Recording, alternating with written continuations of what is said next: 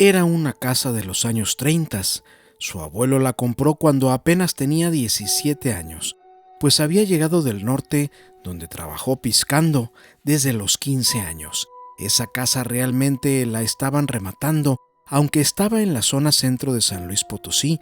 Esta misma ya estaba muy deteriorada.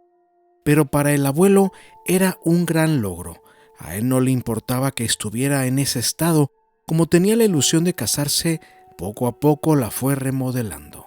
Después de pagar la casa, le quedó poco dinero para la boda y le dio una manita de gato, una pintadita, tapó unos agujeros, arregló una que otra tubería, pero eso sí, su habitación personal la pintó toda de blanco con nuevas ventanas y muebles, sábanas blancas y un gran arreglo de flores en la cama para recibir a su amada esposa.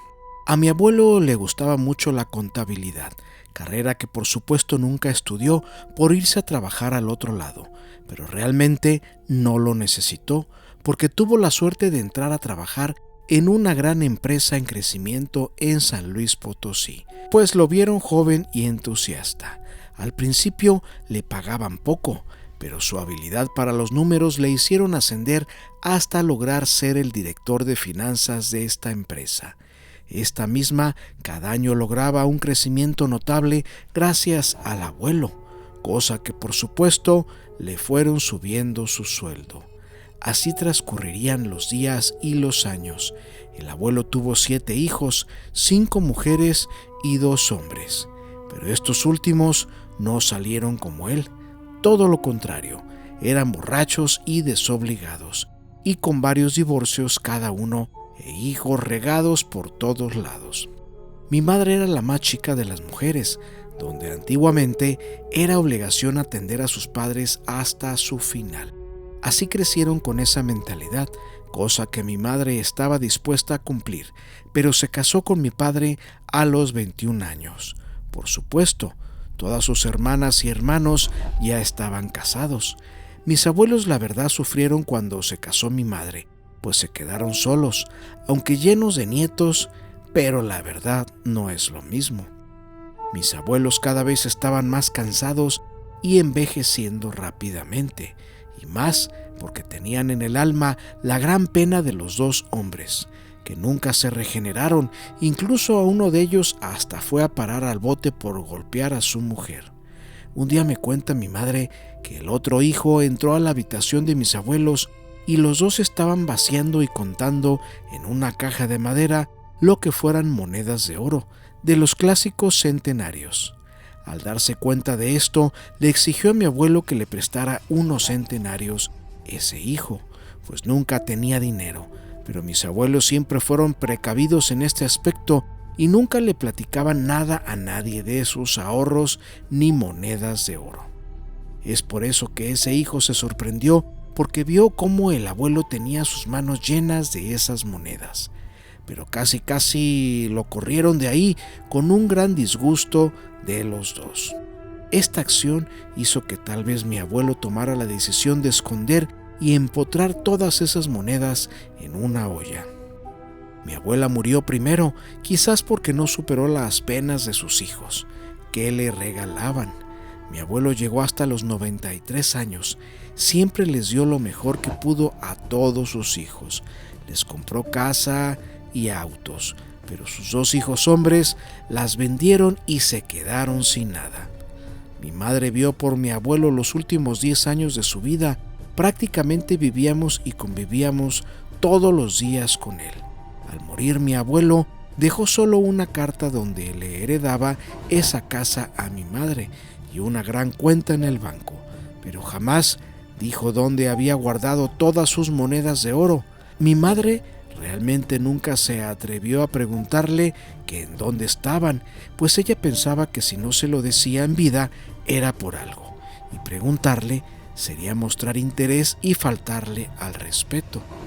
Mi madre sabía por medio de mi abuela lo sucedido aquella tarde, cuando los descubrieron guardando sus monedas.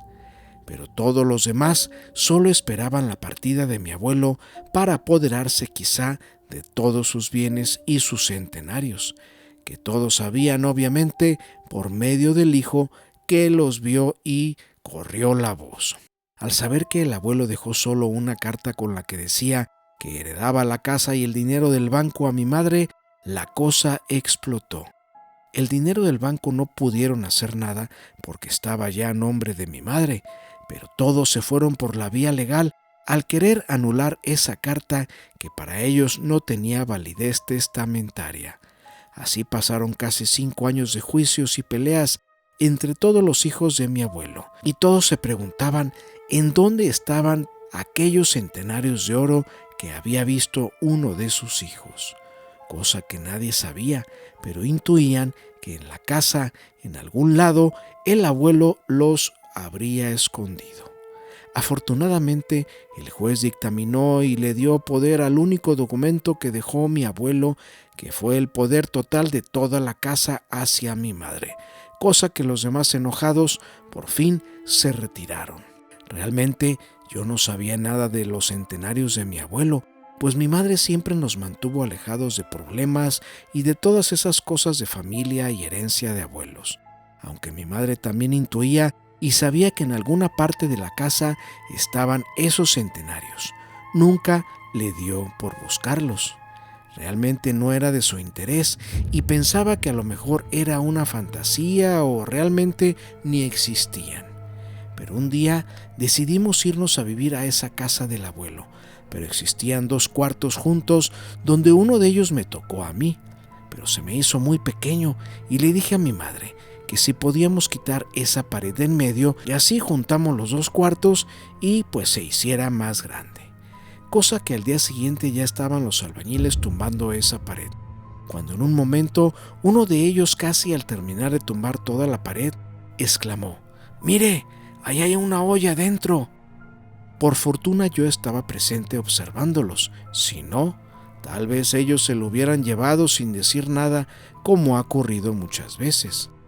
Pero observé una olla y le dije: «Siga golpeando, señor, pero con cuidado». Estaba empotrada con mucho cemento una olla llena de monedas de oro de esos clásicos centenarios, que cuando sacamos esa olla le grité a mi madre y casi llorando le dije: «Mamá, mamá, mira, era cierto lo que mi abuela te confesó un día, son los centenarios del abuelo». Mi madre, también con lágrimas en los ojos, toma esa olla llena de monedas y se la lleva a su habitación, la vacía a su cama y ahí concluye una gran historia de la familia Vargas. Esta historia nos la hace llegar la señorita Diana Vargas, nieta del abuelo, desde San Luis Potosí. Si te ha gustado esta gran historia, por favor regálanos un like y suscríbete. Hasta pronto.